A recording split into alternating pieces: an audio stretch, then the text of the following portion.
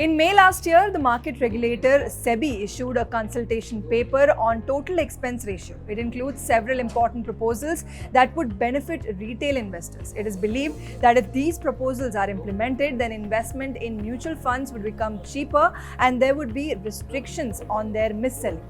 What proposals has Sebi put forward and what impact will these proposed changes have? To understand this, first you need to understand what is TER and how it affects mutual fund investors. TER stands for Total Expense Ratio. It is the fee charged to mutual fund investors which is deducted from the net asset value. It represents the total cost of investing in a fund. Investing in a fund with a lower TER can make a significant difference in the long term. TER includes various charges such as fund management fees, registration fees, administrative expenses, marketing fees, and publicity fees. It represents the total cost incurred by combining all these charges. It is important to keep an eye on TER because it directly impacts the NAV of investors. For example, if a mutual fund has a TER of 2% and it generates a profit of 17%, your total return on investment would only be 15%. Low TER basically means that your profit margin can be higher. However, it cannot be said that you will receive lower returns just because there are higher expense ratios, because it also depends on the assets under management of the mutual fund. So if you are an investor in mutual funds, you should look at the TER of any fund to ensure that the cost of that mutual fund scheme does not outweigh its other benefits. Now, let's understand the current rules for TER. According to Sebi regulations, for actively managed equity-oriented schemes, the TER is 2.25% for daily net assets under management, that is AUM, up to 500 crore rupees. After that, it is 2% for the next 250 crore rupees of assets, and then it is 1.75% for the next 1,250 crore rupees of assets, and finally 1.6% for the next 3,000 crore rupees of assets.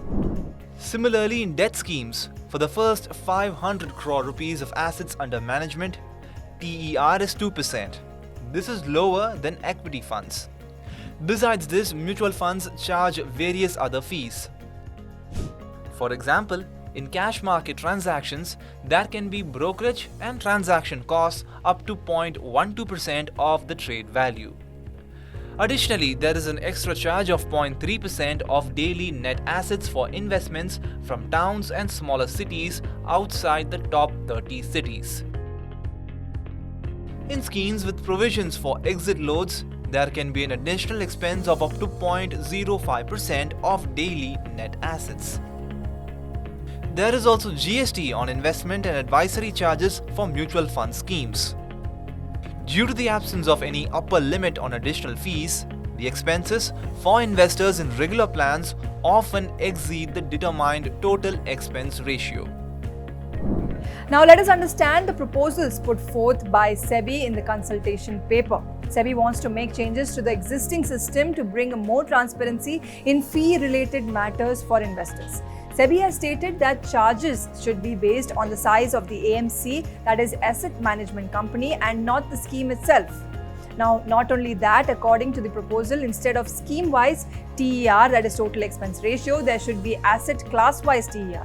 This means that there should be one TER for all equity funds and a specific TER for debt funds and other assets as well. Sebi was supposed to take a decision on TER at its meeting on June 29th, but it did not do so. It may go for another round of public consultation. According to the proposal, the AUM, assets under management for hybrid and solution-oriented schemes, will be divided into equity and non-equity portions, and the applicable TER, total expense ratio, will be imposed for each AUM portion. Sebi has stated that all additional charges such as brokerage and GST will be eliminated and brought under a single TER. This ensures complete transparency for investors in terms of fees. Further, Sebi has also proposed that the charges should be the same for both regular and direct plans, with the only difference being in the distribution commission.